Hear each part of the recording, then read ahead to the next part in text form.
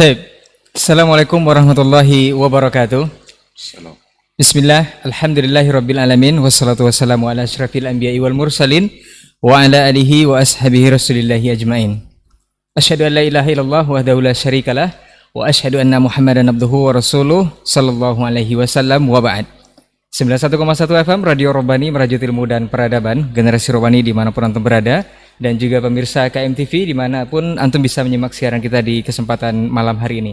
Alhamdulillah kita kembali bersyukur kepada Allah Subhanahu wa Ta'ala karena kita diberikan kemudahan kembali untuk bersua di program Pondasi Podcast Dakwah Islami, dan alhamdulillah untuk kesempatan malam hari ini kita sudah sampai di episode ke-7 dan kita sudah kehadiran juga guru kita seperti biasa yang sangat luar biasa. Nanti kita akan berbincang mengenai satu tema yang akan kita berikan setelah ini. Kemudian salawat dan salam kepada Nabi Muhammad sallallahu alaihi wasallam. Kita mohonkan salawat ini tersampaikan selalu hendaknya, tersambungkan selalu hendaknya kepada seluruh keluarga, kepada para sahabat, juga kepada orang-orang yang senantiasa istiqamah menjaga dan menjalankan ajaran serta sunnah-sunnah beliau hingga hari kiamat kelak. Baik, generasi Robbani dan pemirsa KMTV juga sahabat Pondasi, kita sampai di podcast Dakwah Islami episode ke-7. Kita akan berbicara mengenai sebuah tema yang penuh warna di malam hari ini atau warna-warni, yaitu Islam ABC. Islam ABC ini seperti apa? Nanti kita akan bahas bersama guru kita yang alhamdulillah sudah hadir di studio bersama kita. Dan ini Ustadz Dr. Helmi Basri LCMA Hafizahullah Ta'ala. Kita sahabat dulu beliau. Assalamualaikum Ustadz. Assalamualaikum warahmatullahi wabarakatuh. Sehat Ustadz? Barakallahu fiik. Alhamdulillah. Kita bisa selalu sehat untuk kesempatan malam hari ini Ustadz ya. Insyaallah. Baik Ustadz, kita sesuai yang sudah diberitahukan kepada pemirsa ataupun yang mendengarkan kita melalui 91,1 FM bahwa tema kita malam hari ini adalah Islam ABC Ustadz. Islam ABC ini seperti apa nanti kita akan bahas. Mungkin untuk antum yang sedang menyimak siaran kita ataupun sedang melihat podcast malam hari ini bisa nanti menyimak melalui channel-channel yang insya Allah bekerja sama dengan kita untuk menyebarluaskan siaran kita di kesempatan malam hari ini. Kita akan mulai di pertanyaan pertama Ustadz. Seperti biasa kalau kita mengangkat sebuah tema Islam ABC, tentu para pemirsa dan para pendengar akan bertanya, apa sih definisi Islam itu sendiri, baru nanti kita akan masuk ke ABC-nya seperti apa.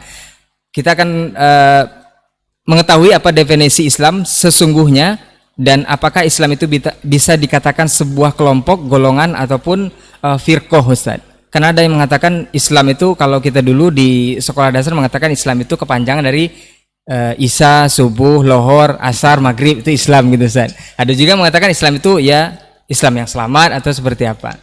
Nanti seperti apa Ustadz? Fadal.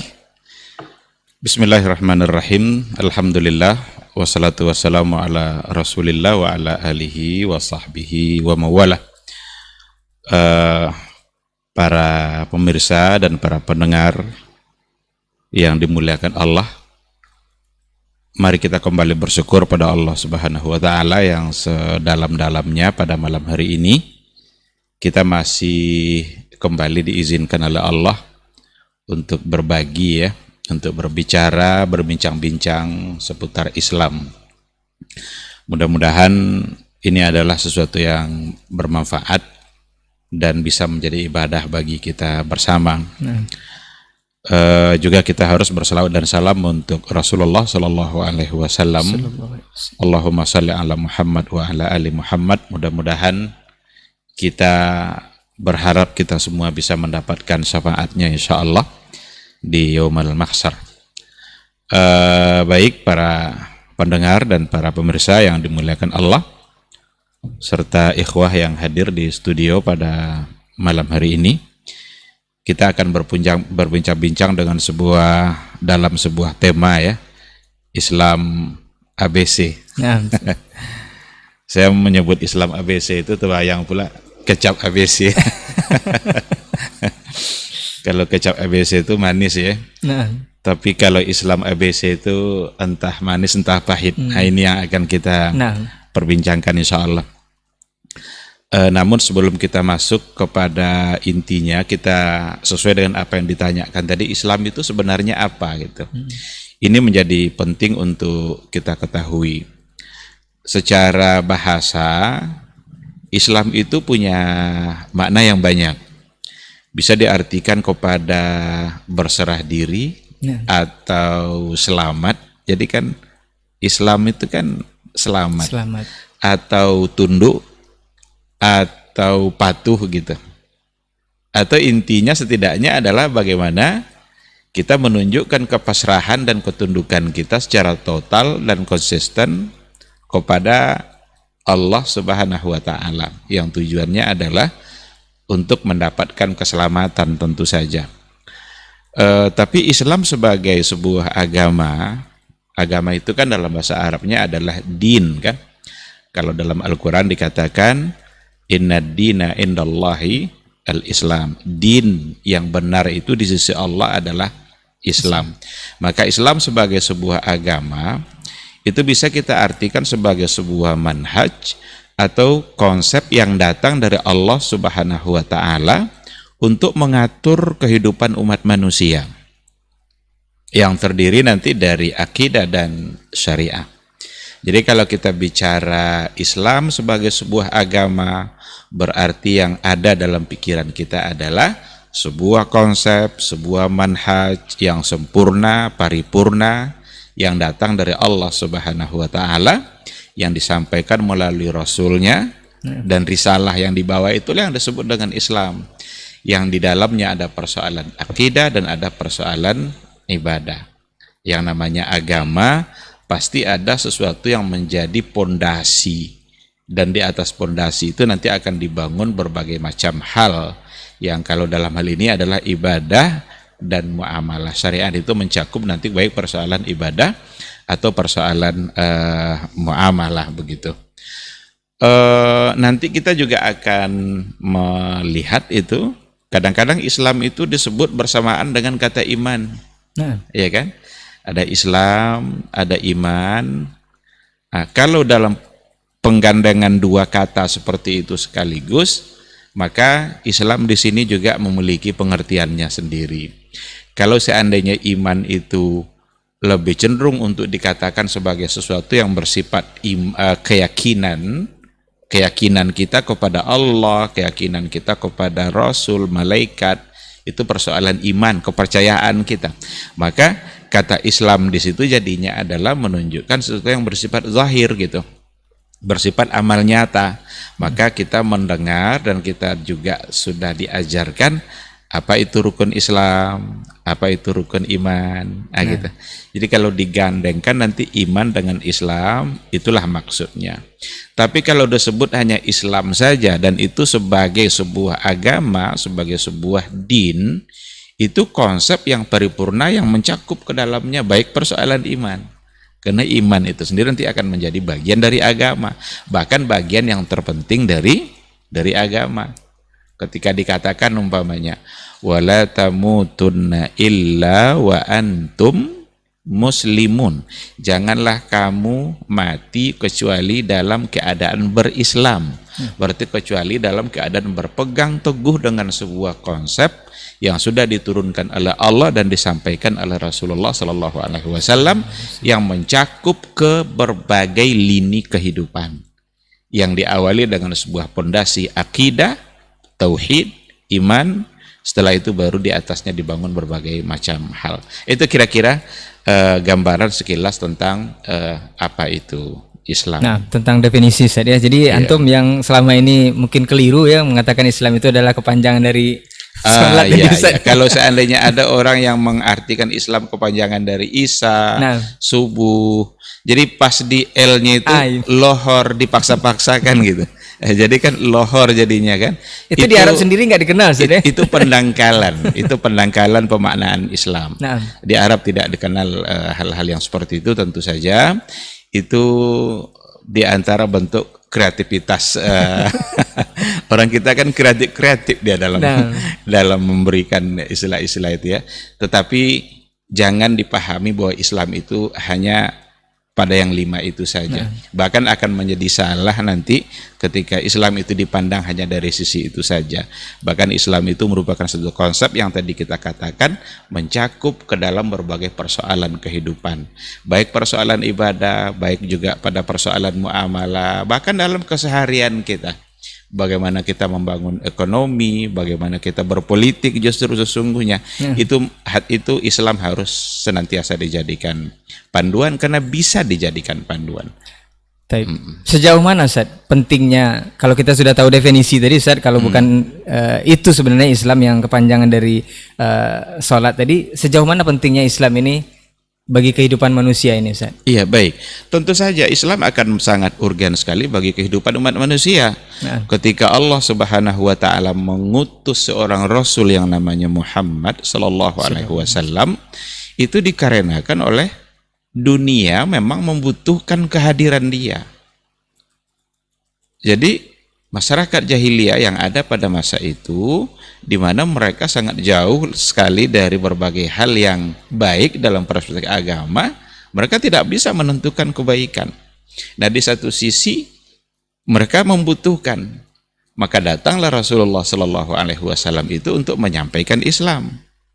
Jadi jiwa manusia ini secara keseluruhan itu sebenarnya secara fakta membutuhkan ada yang disembahnya, ada tempat dia mengadu. Kalau kita bermasalah, ke siapa kita mengadu? Itu secara fakta jiwa manusia butuh itu. Tetapi akal manusia sendiri tidak bisa menentukan siapa yang pantas untuk dia sembah itu. Ini manusia secara umum, secara umum. Tidak harus Islam atau apa? Tidak hanya umat Islam saja, siapa saja. Maka kalau kita lihat catatan sejarah manusia, coba tengok, semua mereka mencari siapa yang mereka sembah. Dan macam-macam yang mereka sembah kan. Ada yang menyembah matahari, orang Majusi ada yang menyembah api. Coba tengok masyarakat Babilonia pada masa dahulu. Mereka mengagung-agungkan api juga. Bahkan ada di antara mereka yang justru malah menyembah sapi. Coba, masuk akal nggak kira-kira menyembah sapi? Tapi mereka perlu ada yang disembah gitu. Maka akal manusia ini tidak cukup kuat untuk menentukan siapa yang mereka sembah. Datanglah Rasulullah SAW diutus oleh Allah membawa sebuah konsep iman. Islam itu seperti apa yang diajarkan oleh Nabi dalam berakidah. Maka datanglah beliau membawa sebuah syariat, sebuah ajarannya, sebuah risalah untuk menunjukkan siapa yang pantas untuk kita sembah. Ternyata yang paling pantas untuk kita sembah adalah Dia yang menciptakan kita sendiri. Dia yang telah menciptakan kita, maka Dia juga lah yang pantas untuk disembah. Otak manusia, pikiran manusia, jiwa manusia tidak sanggup atau tidak mampu untuk menjangkau persoalan-persoalan gaib. Akal manusia tidak mampu. Akal manusia hanya mampu menilai yang nyata-nyata saja. Yang nyata-nyata pun kadang salah dalam penilaiannya. Yang gaib-gaib tidak. Nah, oleh karena itu, karena akal manusia tidak mampu, untuk itulah Allah mengutus Rasulnya. Maka Rasul diutus oleh Allah Subhanahu wa ta'ala.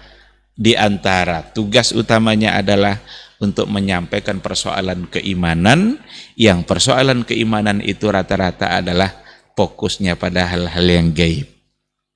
Yang kita sembah siapa adalah Allah. Allah itu hal yang gaib.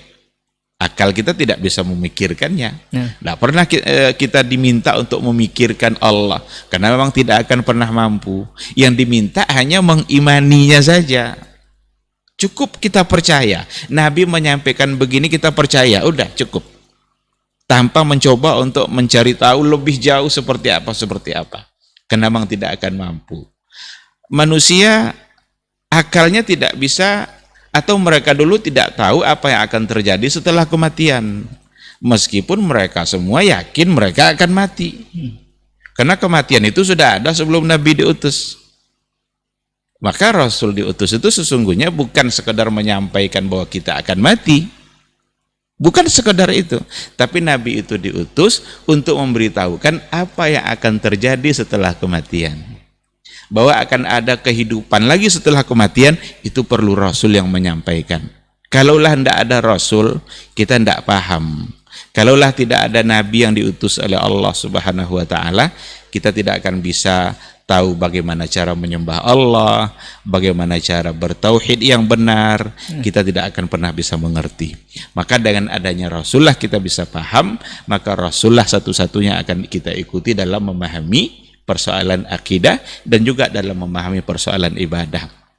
Kalaulah Rasul tidak ada, kita tidak akan bisa beribadah. Tidak tahu apa yang harus kita buat dalam bentuk syukur kita kepada Allah Subhanahu wa Ta'ala. Nah, dari sini saya kira sangatlah penting Islam itu, keberadaan Islam itu sangatlah penting, sama pentingnya dengan keberadaan hadirnya Rasulullah Sallallahu Alaihi Wasallam. Karena dengan datangnya beliaulah akal manusia menjadi terpimpin, menjadi terbimbing, mampu melakukan segala sesuatu, bahkan bukan hanya dalam persoalan untuk masalah akhirat saja, tapi juga dalam persoalan dalam keduniaan kita. Kita kalau coba lihat yang diajarkan oleh Nabi itu kan bukan hanya sholat, bukan hanya puasa, bukan hanya menyebutkan bahwa nanti akan ada sirat di yaumul mahsyar, ada mizan.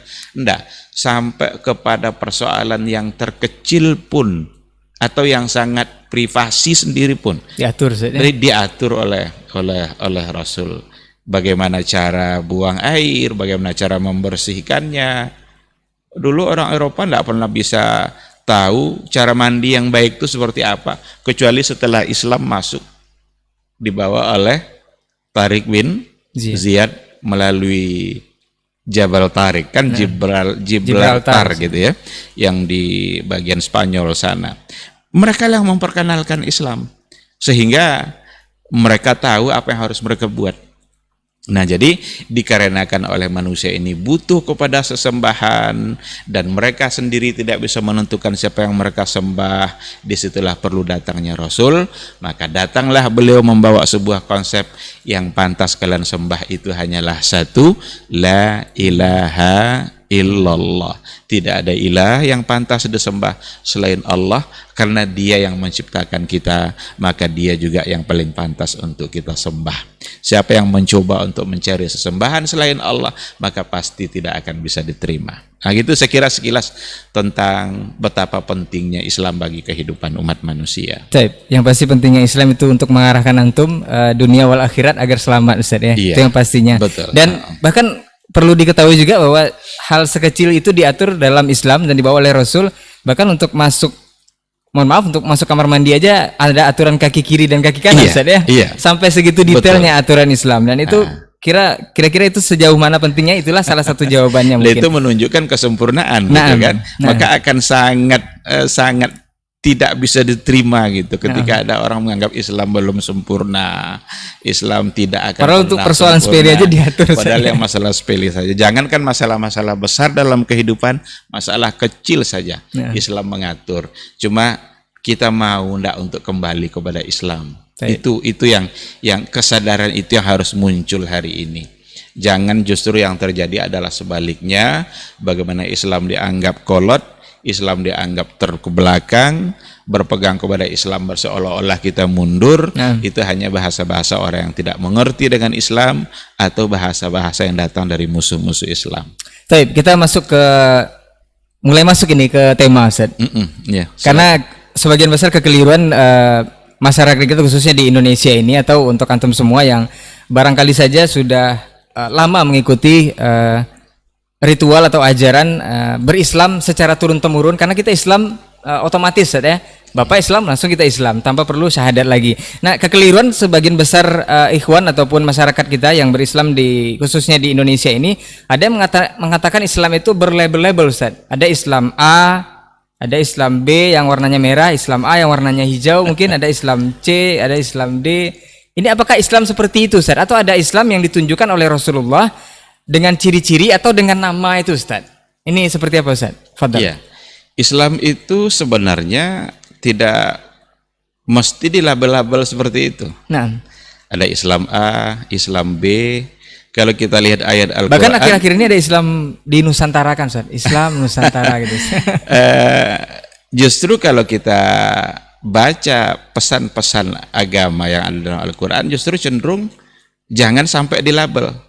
Karena akhirnya nanti kullu hizbin bima ladaihim farihun. Setiap kelompok itu pada akhirnya akan merasa mereka lah yang mereka bangga dengan kelompok mereka, dan bahkan hanya mereka lah yang diakui gitu kan, yang benar gitu. Maka sebenarnya tidak perlu ada. Adapun yang sudah ada itu ya seperti katakanlah kita sebut namanya umpamanya ada NU, ada Muhammadiyah, barangkali itu semacam ormas lah ya, katakanlah ormas, organisasi massa yang mungkin mereka punya penekanan pada persoalan tertentu. Barangkali yang satu kelompok ini menekankan dirinya bergerak di bidang pendidikan, atau umpamanya yang satu lagi bergerak di bidang ekonomi dan lain sebagainya.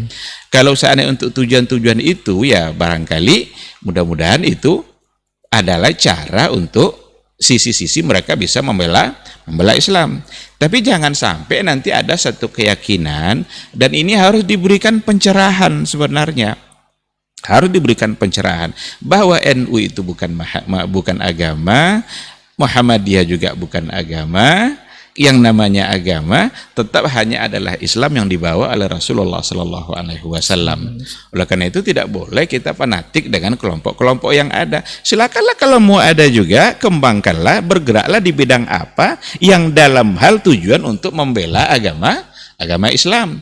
Umpama kita sangat mungkin bisa dikatakan bahwa dari kelompok Muhammadiyah barangkali mereka banyak bergerak di bidang pendidikan, dan pendidikannya bukan pendidikan tradisional gitu kan, berbeda nanti dengan NU yang cenderung kepada pendidikan tradisional yang mereka banyak mengembangkan pesantren-pesantren.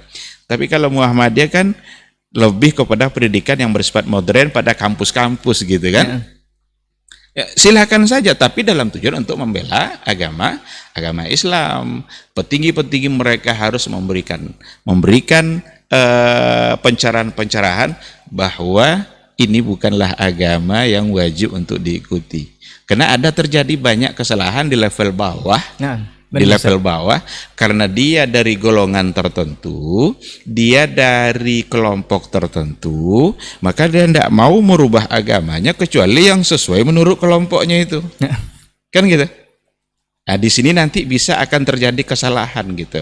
Karena kita beragama kan sudah sering kita ulang-ulang dalam mimbar kita ini, agama bukan berdasarkan kelompok, agama bukan berdasarkan bahkan bukan berdasarkan mazhab kan, tapi agama tetap berdasarkan Al-Qur'an dan Sunnah. Perkara ada mazhab yang mencoba memahami agama, itu membantu kita dalam memahami Al-Qur'an dan memahami Sunnah. Tapi ketika terjadi perbedaan-perbedaan, ada perselisihan-perselisihan, tetap yang menjadi patokan bukanlah apa yang ada pada kelompok saya, tapi yang menjadi patokan adalah apa yang mendekati kebenaran kepada kebenaran yang dibawa oleh Rasulullah Sallallahu Alaihi Wasallam. Ini yang harus sebenarnya. Jadi bukan keberadaan ormasnya, tapi pencerahan terhadap masyarakat bahwa sesungguhnya itu bukanlah satu-satunya cara dalam beragama, karena beragama masih dikembalikan kepada Allah dan kepada Rasulullah Sallallahu Alaihi Wasallam. Apalagi untuk dikatakan sebagai Islam Nusantara, kita khawatirnya istilah ini banyak jebakan-jebakannya. Sepertinya indah, tetapi kadang-kadang ada misi yang bisa saja kita tidak paham. Maka kita harus mengerti dulu yang dimaksud Islam Nusantara seperti apa. Apakah menusantarakan Islam? Sehingga apapun yang ada pada Nusantara ini harus diberi label Islam dan harus dibenarkan oleh Islam. Ini nanti akan menjadi salah. Karena Islam tidak mengikut Nusantara, tapi Nusantara lah yang harus mengikuti Islam. Apa yang sudah disampaikan oleh Rasul dalam hadisnya, oleh Allah dalam Al-Qur'annya, itu yang menjadi patokan dalam beragama. Kita bawa ke Nusantara ini. Jadi jangan dibalik-balik nanti pemahamannya, sehingga nanti seolah-olah Islam itu harus sesuai segala-galanya dan apa yang ada pada Nusantara. Hati-hati, kita bisa salah. Karena dalam ajaran Islam ini ada hal-hal yang baku, yang dimanapun kita berada harus itu. Maka disinilah tidak boleh dilabeli Islam itu Islam Indonesia, Islam Malaysia, Islam Arab Saudi, Islam Mesir. Kalau begitu nanti masing-masing punya konsep yang yang berbeda dalam Islam.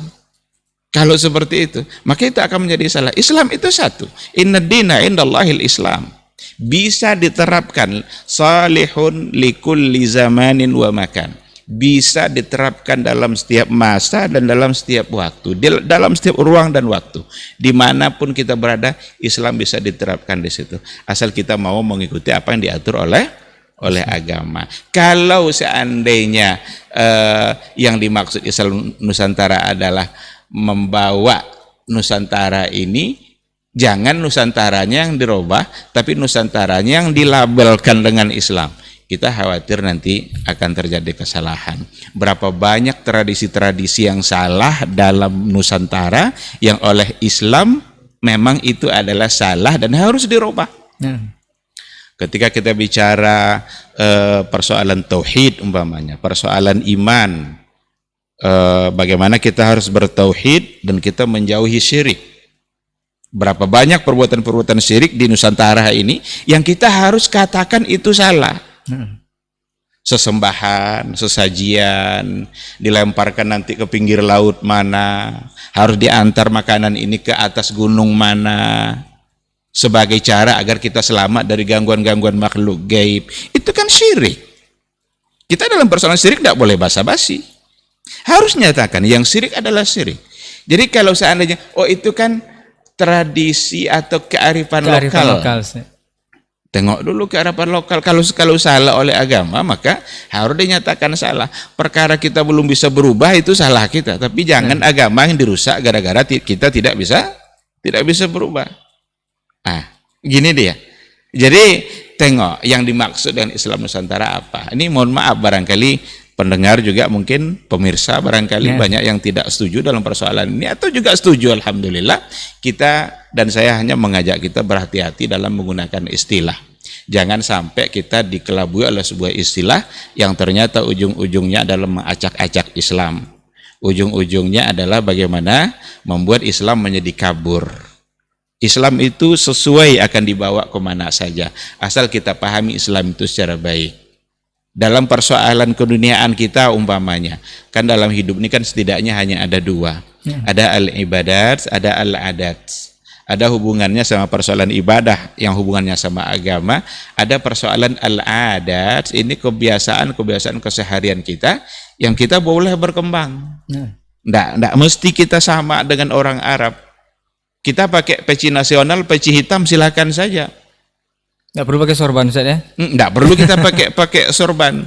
Jangan pula dibawa nanti apa yang ada pada Arab lalu kita harus pakai sorban. Itu juga tidak betul. Karena persoalan keduniaan seperti itu silahkan saja. Masalah pakaian, kita sarapan pagi kita mau apa? Mau lontong, mau bakwan. Di Arab nggak ada bakwan. Jadi itu hal-hal keduniaan kita gitu. Tapi kalau sudah persoalan agama, ini kita berhati-hati. Nabi diutus untuk ini. Jangan kita acak-acak apa yang sudah dibawa oleh Rasulullah Sallallahu Alaihi Wasallam. Kadang-kadang bisa sampai ke situ dan sudah mulai ada nampaknya mengarah ke sana, dan itu akan menjadi satu kesalahan. Maka jangan terjebak oleh istilah itu, berpegang teguhlah dengan apa yang dibawa oleh Rasul. Adapun kesesuaian dalam persoalan keduniaan kita itu insya Allah akan ditolerir oleh agama. Masya Allah Ustaz, ini sudah mulai jelas ya untuk Islam ABC ini, dan antum mungkin perlu digarisbawahi juga tadi di salah satu pernyataan kita masalah sorban. Kita bukan tidak boleh memakai sorban saja, tapi tidak harus. Tidak harus. Sekali lagi sorban. Bukan tidak boleh. Nanti kalau ada yang mau pakai ya silahkan. Nanti dipotong Ustaz. Wah, tidak boleh memakai sorban nanti itu juga. Baik, untuk generasi Ruwani dan pemirsa KMTV juga sahabat Pondasi, kita masuk ke hal berikutnya Ustaz. Kita banyak menyadari masih banyak Ustaz, berbagai praktek kesirikan di negeri kita seperti yang sudah Ustaz sebutkan tadi salah satunya. Bahkan hal ini pun dianggap sebagai kearifan lokal yang menunjang kita contohkan di sebuah daerah, bahkan itu dilegitimasi oleh para kepala daerah yang berkuasa bahwa itu adalah sebuah kearifan lokal dan tidak menyangkut dengan keagamaan. Tapi ternyata praktek kesirikan itu masih ada Ustaz. Apakah usaha kita sebagai rakyat biasa mendiamkan saja, atau tidak ada aparat-aparat atau orang-orang yang berkompetensi untuk menyatakan kepada kepala daerah atau penguasa di sana untuk merubah hal ini? Ya. Nasihat Ustaz seperti apa nih? Seandainya yang melakukannya adalah mereka yang tidak Muslim, oke, silakan. Karena tidak Islamnya mereka itu aja ya sudah cukup untuk apa namanya, kita tidak perlu menghiraukan gitu. Udah berlepas diri saya. Karena mereka sendiri tidak Muslim. Seperti kebiasaan yang ada di Rohil ya. Yang kebiasaan budaya Cina kalau nggak salah itu, tongkang, bakar tongkang itu kan budaya Cina ya. Yang katanya untuk menentukan tahun baik atau tidak nanti tergantung ke arah mana jatuhnya tonggak atau tiangnya kapal yang dibakar tadi. Mereka yang tidak beragama Islam, udah, karena mereka ndak itu urusan mereka kalau dalam agama mereka ada.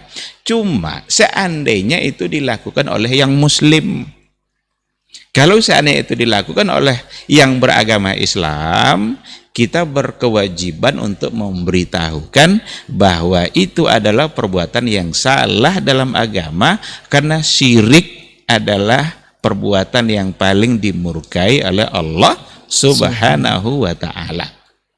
Perlu untuk diingatkan. Seandainya yang pelakunya adalah Muslim. Rasul itu lebih lama masa penyampaian akidahnya daripada persoalan ibadah. Di awal-awal syariat yang dibawa oleh Rasul itu, Nabi fokus pada persoalan akidah.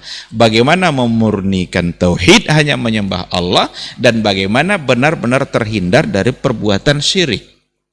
Sekecil apapun yang mengarah ke syirik itu, Nabi mencoba untuk mengatasinya.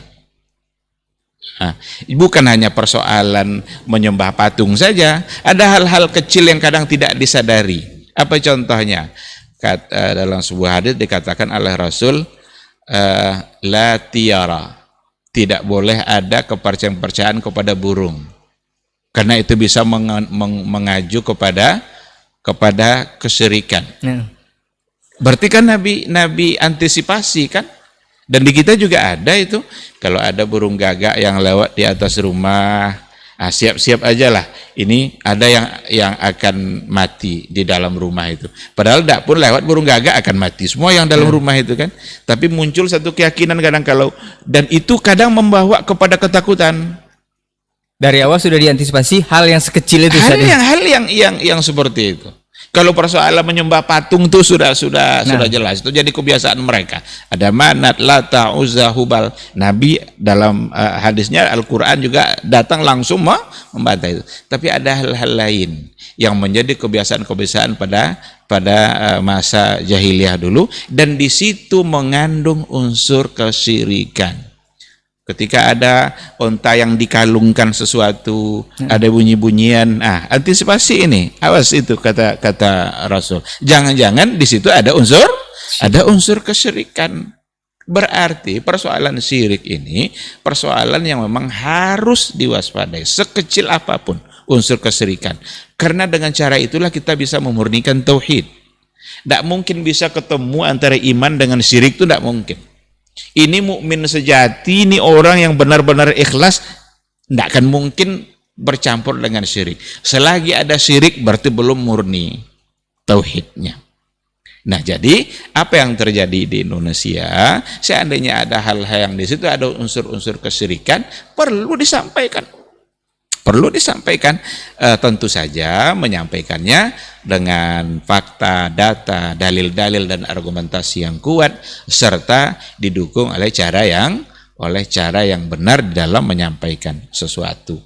Tidak boleh unsur kesyirikan menjadi kearifan lokal. Kalau unsur kesyirikan menjadi kearifan lokal, nanti ini yang akan bisa merusak agama.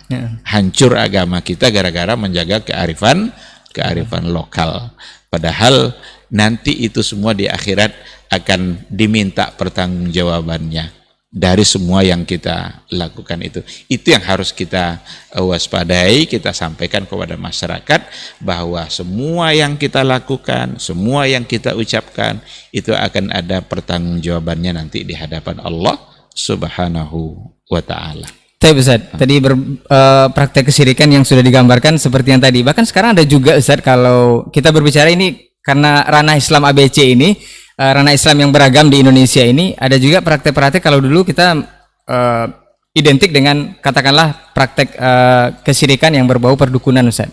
Kalau dulu kita mengetahui kalau dukun itu yang seram-seram, Ustaz, pakaian hitam, kalau datang ke tempat yang agak-agak gelap. Kalau sekarang sudah beralih ke zaman teknologi canggih, masih ada hal-hal itu yang dipercaya oleh masyarakat kita. Bahkan dukun memakai akun Instagram, mungkin Facebook dan segala macamnya. Nah, itu datang lewat media sosial mereka. Apakah ini bisa dibenarkan juga dengan kepercayaan-kepercayaan tersebut atau seperti apa, Ustaz?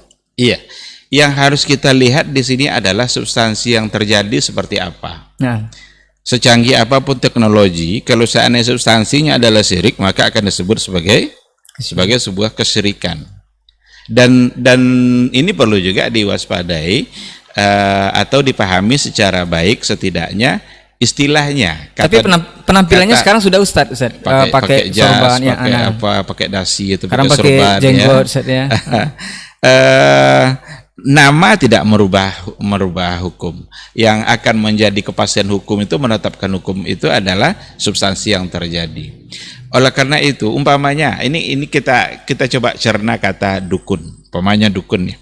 Dukun ada juga kadang orang patah tulang lalu dibawa kepada tukang urut tulang yang memang itu keahliannya. Nah, itu barangkali tidak ada masalah karena memang itu adalah satu bentuk keahlian yang dia punya. Tulang yang patah tuh ditariknya bisa jadi begini tanpa ada unsur apapun. Nah, itu tidak ada masalah.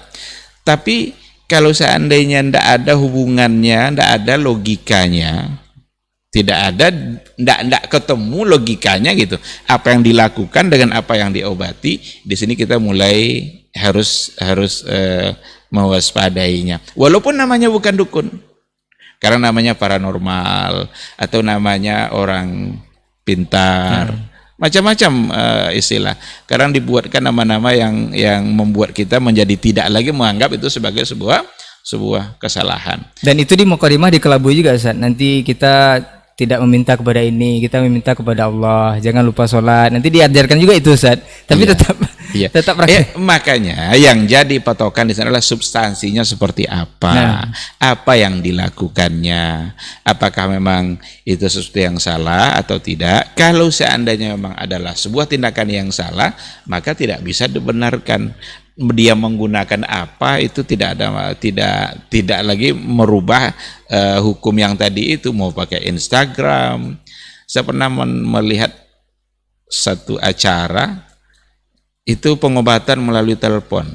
Nah, jadi dia paranormalnya minta jangan tutup dulu telepon Bapak ya, saya akan kirim nanti obatnya melalui sinyal. Ini gimana ceritanya ini? Siapa yang membawa pengirimannya itu? Bagaimana caranya mengirimkan obat-obatan melalui telepon? Pakai pulsa itu dalam pembicaraan. Kita kan tak mendalami persoalan itu kan. Tapi yang jelas itu terjadi gitu.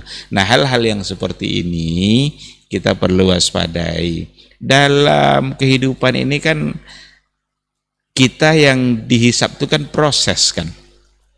Kalau hasil tuh Allah yang menentukan. Karena ada orang beralasan gini, Pak Ustadz, saya ke sana sehat saya.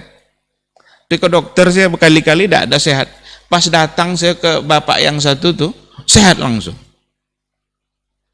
Ungkapan itu saja itu bisa menggiring kepada kesalahan. Karena seolah-olah yang menyehatkan dia adalah bapak yang tadi. Maka kita tidak dituntut hasil gitu, tapi proses ini yang kita akan pertanggungjawabkan nanti. Kalaupun sehat tapi prosesnya salah, maka agama tidak bisa benarkan. Tapi prosesnya benar, mungkin hasilnya belum tercapai, kita sudah berpahala di situ karena kita tidak melanggar apa yang diatur oleh Allah. Sudah mengikuti prosedur yang benar.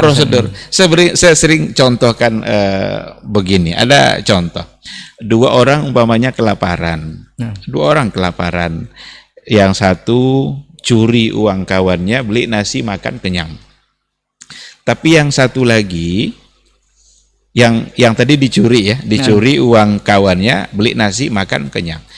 Yang satu lagi dipinjam Dia datang ke kawannya minta pinjamkan uang, dipinjamkan uang oleh kawannya, lalu beli nasi, makan, kenyang dia.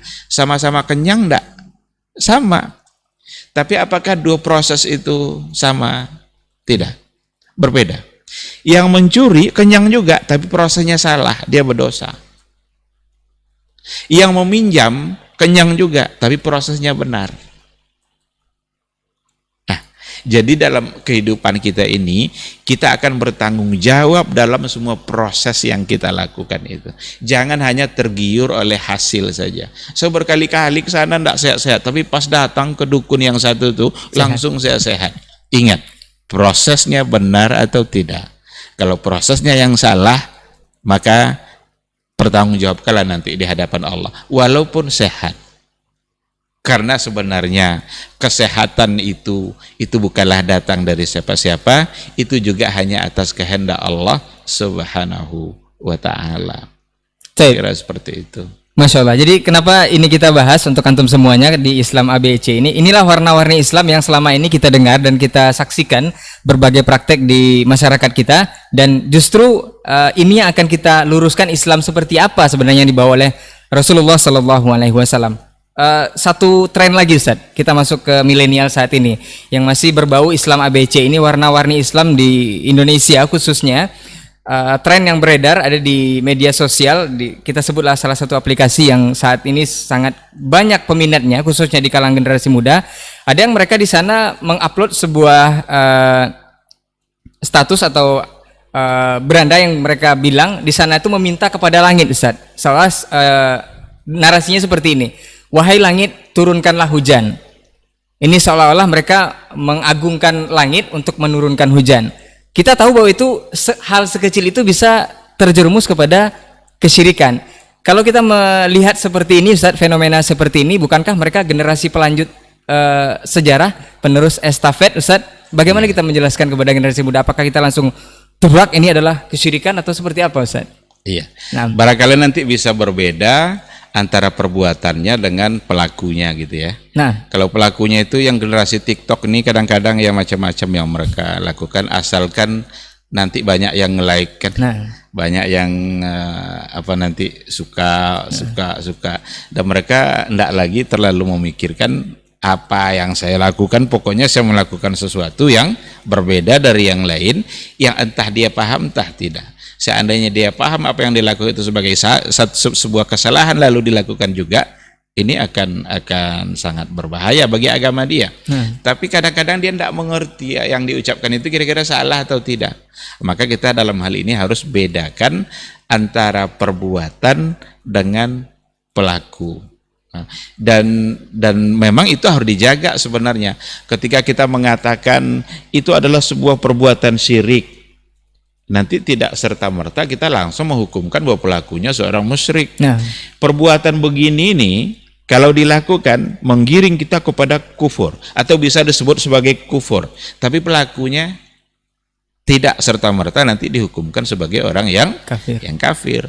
Nah, ini juga kadang-kadang kan sering dituduhkan hal-hal yang seperti itu, sudah dianggap sebagai ahli neraka dan lain sebagainya. Itu lain soal. Masuk neraka itu urusan Allah Subhanahu wa ta'ala, tapi perbuatan ini menggiring kepada neraka Allah itu perlu disampaikan.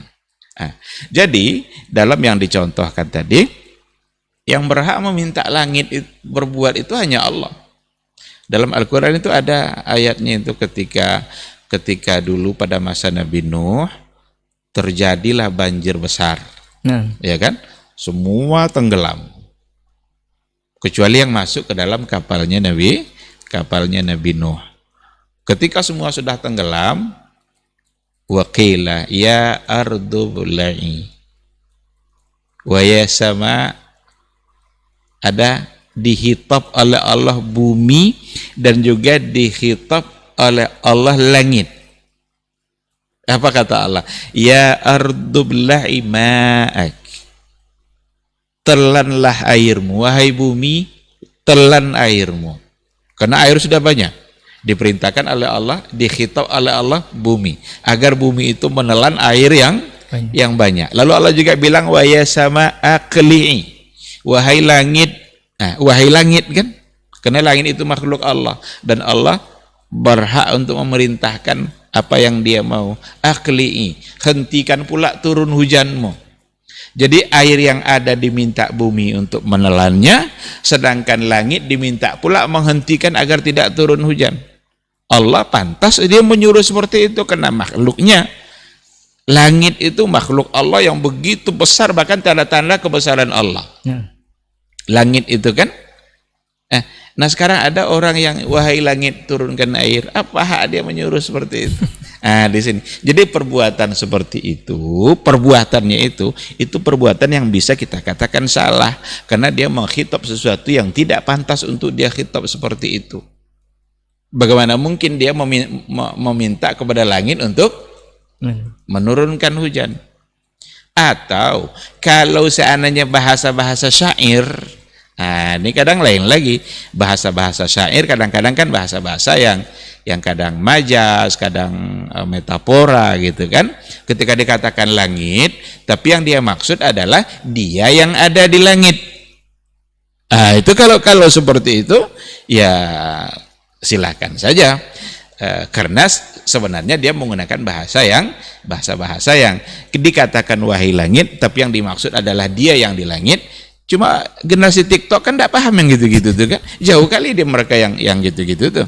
Jadi sulit untuk dikatakan bahwa mereka yang dia maksud adalah Allah yang di langit. Hebat juga tuh kalau ada generasi TikTok yang mau dia meyakini Allah di atas langit. Di atas langit. Sedangkan para dai aja banyak yang tidak siap untuk mengatakan itu kan. Sekarang generasi TikTok mau dia melakukan itu. Kalau yang dia maksud itu. Berarti kalah dai sama generasi. Tapi kalau maksudnya langit itu sendiri, itu satu perbuatan yang salah. Karena yang menurunkan hujan bukanlah langit, yang menurunkan hujan adalah Allah Subhanahu wa ta'ala. Masalah mungkin itu pentingnya untuk antum semua, khususnya generasi milenial ataupun generasi TikTok, kalau boleh dikatakan, mungkin belajar usul salasa dulu Ustaz ya. Baru nanti bisa dijelaskan ini seperti apa. Kalau langsung dibrak itu kena Ustaz ya. Iya betul. Enggak mempan berarti. Kita lanjut ke hal berikutnya Ustaz. Ini ada yang mengatakan kalau di Islam warna-warni atau Islam ABC ini, dari pengamalan yang ada di masyarakat kita khususnya di Indonesia, itu ada yang mengatakan semakin mereka berislam itu ada yang mengatakan mereka semakin buruk dari perangainya Ustaz. Ada yang mungkin agamanya Islam tapi tetap juga mencuri, agamanya Islam tetap juga melakukan ini dan itu. Bahkan ada orang yang di luar Islam itu akhlaknya ataupun perangainya ataupun budi pekertinya maka lebih luhur Ustaz. Membantu ini, membantu itu, membantu A, B, C dan segala macamnya. Ini apakah boleh dikatakan Allah ini tidak sepentasnya atau seadilnya menerapkan ini atau seperti apa Ustaz? Apakah lebih bagus muslim yang seperti ini dengan akhlaknya yang buruk atau orang kafir yang dengan akhlaknya baik atau seperti apa Ustaz? Yang baik itu muslim yang akhlaknya baik. Itu yang ini. Jadi kalau seandainya ada nanti dia agamanya Islam tapi akhlaknya buruk, jangan salahkan Islamnya. Karena Islam tak pernah menyuruh untuk melakukan keburukan-keburukan yang dia lakukan. Barangkali karena Islam ABC ini yang perlu dipahami juga, Islam itu bukan itu sebenarnya Ustaz ya. Islam itu kan tadi kita katakan sudah dikatakan di awal. Islam itu sebagai sebuah konsep hidup yang diturunkan oleh Allah Subhanahu wa taala bagi kehidupan umat manusia yang mengatur berbagai persoalan kehidupan, bahkan semua lini kehidupan. Ada akidahnya, ada ibadahnya, ada muamalahnya, ada persoalan akhlak dan etika. Kan lengkap semuanya kan? Islam ini agama akhlak. Bahkan Rasul sendiri dengan bahasa yang sangat ringkas dia katakan, innama bu'istu liutammima makarimal akhlak. Saya ini diutus untuk menyempurnakan akhlak. Berarti Islam itu ada fokus pada penyempurnaan akhlak. Akhlak pada Allah, akhlak pada Nabi, akhlak pada manusia, bahkan akhlak pada alam dan lingkungan. Apa kurang sempurna Islam ini? Akhlak pada hewan, bahkan akhlak pada jin. Coba, ada hadis kata Rasul, kalian jangan beristinja dengan menggunakan tulang. Beristinjaklah dengan menggunakan batu, tapi jangan gunakan tulang. Kenapa gitu? Karena tulang itu adalah ta'amu ta'amun li ikhwanikumul jin. Itu makanan dari saudara kalian golongan jin. Jadi makanan jin itu tulang. Kalau ada orang makan ayam habis sama tulang-tulangnya sama dia. Nah, itu marah jin sama dia itu.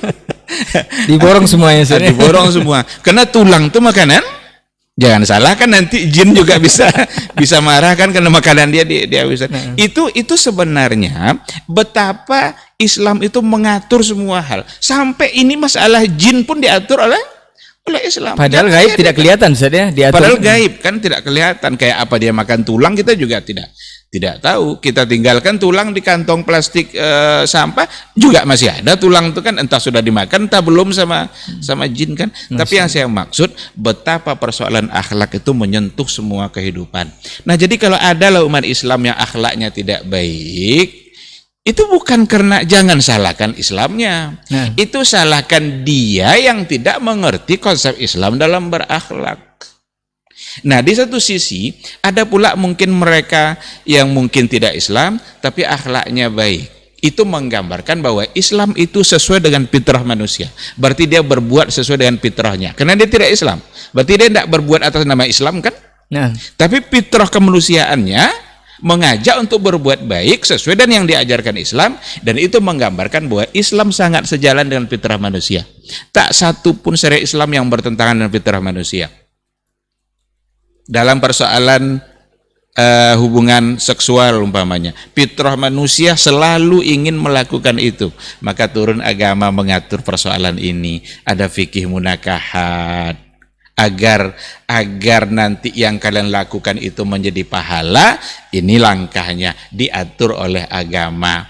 Tapi kalau tidak diikuti cara agama ini dilakukan juga, mungkin akan terpenuhi hasratnya, tapi dia berkubang dengan dosa, dia bergelimang dosa karena tidak mengikuti apa yang diajarkan agama. Mungkin itu proses yang salah tadi Ustaz ya. Iya. Jadi balik kepada yang tadi itu, seandainya ada seperti yang ditanyakan tadi, jangan pernah menyalahkan Islamnya. Ini kadang yang itu yang terjadi pada zaman kita sekarang ini, sering disandangkan hal-hal yang buruk pada Islam. Ketika ada terjadi sesuatu yang salah, tindakan-tindakan yang tidak baik, tindakan-tindakan terorisme, mungkin dilakukan oleh kebetulan dia beragama Islam, entah iya entah rekayasa, pokoknya sudah diarahkan saja nanti kepada Islam itu buruk. Cuma sayangnya ketika yang melakukan adalah mereka yang tidak Muslim, tidak pula diarahkan keburukan itu pada agamanya. Ini mungkin depresi, ini mungkin orangnya gila, orangnya apa, macam-macam. Ini konspirasi yang saya kira tantangan kita dalam hidup di akhir zaman ini. Islam mungkin juga lah seperti yang pernah digambarkan oleh Nabi dulu, ibarat hidangan makanan yang akan diserbu nanti dari berbagai arah kan, dari berbagai sisi oleh musuh-musuh Islam. Maka perlu kita mengokohkan persaudaraan kita, perlu kita menguatkan pemahaman kita terhadap Islam itu sendiri. Jangan setengah-setengah, berislam dengan cara yang kafah, cara yang benar, agar sejalan nanti apa yang kita lakukan, apa yang kita yakini, dan apa yang kita lakukan dalam kehidupan, dan jangan salah dalam memahami Islam. Baik, Masya Allah, tabarakallah. Ustaz, sudah hampir selesai sepertinya kita di penghujung waktu Ustaz, udah hampir 1 jam. Tapi ada pertanyaan terakhir atau nasihat terakhir mungkin Ustaz, kalau boleh disederhanakan dari perbincangan kita malam hari ini mengenai Islam ABC, agar kita tidak salah memahami Islam itu yang sebenarnya, bukan Islam A, bukan Islam B, bukan Islam C. Islam itu bukan kelompok, golongan A, B, dan C. Ini agar mudah memahaminya Ustaz, Islam itu seperti apa Ustaz bagi awam Ustaz? Apakah Islam itu seperti ini atau seperti itu atau seperti apa Ustaz? Yang konsep sederhananya Ustaz, agar plong bisa memahami. Inilah Islam yang sebenarnya yang dibawa oleh Rasulullah SAW. Iya. Nah, Ustaz, memang kita harus kembali kepada apa yang dikatakan oleh Rasul. Kan sudah jelas panduannya kan. Ada Rasul sebagai seorang nabi wafat, dia tidak meninggalkan harta, dia tidak meninggalkan hal-hal yang lain. Warisan nabi itu hanya 2 saja. Taraktu fikum amrain. Ada 2 hal yang saya tinggalkan untuk kalian. selagi kalian berpegang teguh kepada dua hal itu, lan tadillu abada, kalian tidak akan pernah tersesat selama-lamanya. Kitabullah wa sunnatu rasulih. Kitabullah adalah Al-Quran, sunnah Rasul adalah apa yang datang dari beliau, hadis-hadisnya dan sunnah-sunnah dari Rasulullah Sallallahu Alaihi Wasallam. Nah, oleh karena itu beragama Islam ini adalah bagaimana kita berpegang kepada apa yang benar-benar datang dari Rasulullah Sallallahu Alaihi Wasallam. Perkara nanti kita berada dalam satu kelompok, tapi kelompok tadi bukan agama kita. Fokus sajalah pada kelompok itu, poinnya ada pada mana, apa yang mau mereka kembangkan. Sekarang ada umpamanya ahli ekonomi, ekonomi Islam, mereka membuat satu kesatuan bagaimana ekonomi Islam itu bisa berkembang di tengah-tengah kehidupan masyarakat. Ya udah, silakan. Berarti kelompok ini ada untuk mengambil dan memberikan penjelasan seluas-luasnya agar bisa berkembang konsep ekonomi yang sudah dipraktekkan dulu oleh Rasulullah Sallallahu Alaihi Wasallam. Tapi ketika nanti ada terjadi hal-hal yang mungkin keliru yang terjadi pada kelompok-kelompok tertentu, jangan bangga pula tetap berada dalam kekeliruan itu. Pokoknya Islam saya A, apapun yang terjadi Islam saya A. Nanti kata B gitu pula, pokoknya Islam saya B, apapun yang terjadi saya harus Islam B. Ini salah. A, B, C berada dalam kelompok yang berbeda mungkin, tetapi yang jadi patokan dalam beragamanya adalah tetap maqalallah wa maqala Rasulullah Sallallahu Alaihi Wasallam. Logika ini bisa kita bawa pada berbagai macam hal, kan seperti mazhab juga seperti itu kan. Mau mazhab A, mazhab B, mazhab C, mazhab D, silakan. Tetapi nanti sekali lagi, mazhab bukanlah agama. Kalau dijadikan mazhab sebagai agama, marah pendiri mazhab itu kalau dia masih hidup. Karena Imam Ahmad sangat mewanti-wanti agar orang tidak taklid kepada dia. Imam Syafi'i juga bilang seperti itu. Jangan ikuti semata-mata ikuti saya, tapi ikutilah apa yang menjadi dasar saya menetapkan sebuah hukum. Sehingga ia katakan idza sahhal hadis fa huwa mazhabi, kalau seandainya sahih hadisnya maka itulah mazhab saya. Sebenarnya ketika kita berpegang pada hadis yang sahih, kita sebenarnya adalah Syafi'i. Kita adalah pengikut Imam Syafi'i. Kalau memang ada hal-hal yang bertentangan apa yang dia katakan dengan yang dikatakan oleh Rasulullah. Mungkinkah? Mungkin, dia sebagai manusia. Sebagaimana mungkin juga terjadi pada imam-imam yang lain. Nah, gitu dia. Jadi sekali lagi, Islam itu hanya satu. Adapun ABC-nya itu bukan Islamnya, tapi barangkali sisi-sisi lain yang dia gunakan untuk memperjuangkan Islam. Kalaupun itu terjadi, jangan sampai terjadi satu hal yang dikatakan oleh Al-Quran, kullu hizbin bima ladaihim farihun, masing-masing membangga-banggakan kelompoknya, yang lain menjadi sesuatu yang diremehkan. Ini nanti akan menjadi salah di dalam beragama. Apa Ustaz, tapi tadi Islam yang dipahami secara sederhana adalah kembali kepada Al-Quran dan Sunnah. Tapi tiga-tiganya ini Ustaz, misalnya A, B, C ini baliknya ke Al-Quran Sunnah juga Ustaz. Ini membedakannya yang mana Ustaz? Karena kata A dia berkonsep Al-Quran dan Sunnah, sementara amalannya seperti ini mungkin Ustaz. Kata B Al-Quran dan Sunnah Ustaz, tapi lain lagi Ustaz. C begitu juga. Yang lebih spesifik membedakannya yang mana Ustaz? Nah, iya. Ini tidak boleh hanya sekedar klaim. Nah, jadi tidak boleh hanya sekedar mengklaim bahwa kita berpegang kepada Quran dan Sunnah. nah, Perlu dibuktikan, perlu fakta. Iya apa tidak dia berpegang kepada Al-Quran dan Sunnah. Maka masa ketika melakukan satu perbuatan syirik yang disalahkan oleh agama, lalu katanya kami berpegang pada Quran dan Sunnah. Padahal yang dilakukan adalah perbuatan syirik. Syirik itu sendiri dilarang oleh agama. Nah, maka perlu pembuktian. Iya apa tidak? Mana Quran Sunnah yang dia pakai? Kalau benar dia mengatakan berpegang pada Quran Sunnah, mana Qurannya, mana Sunnahnya?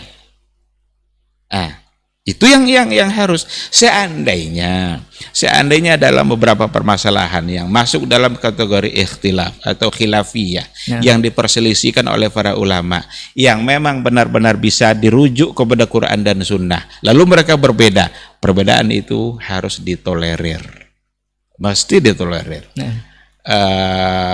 Seperti ya yang sudah biasa-biasa kita sebutkan dalam mimbar kita ini kan, dalam persoalan jahar bismillah atau sir kan seperti itu, atau sholat tarwih itu 8 atau 23, itu sekira menjadi bagian dari persoalan khilafiyah yang tidak perlu diperdebatkan, yang tidak perlu diperpanjang.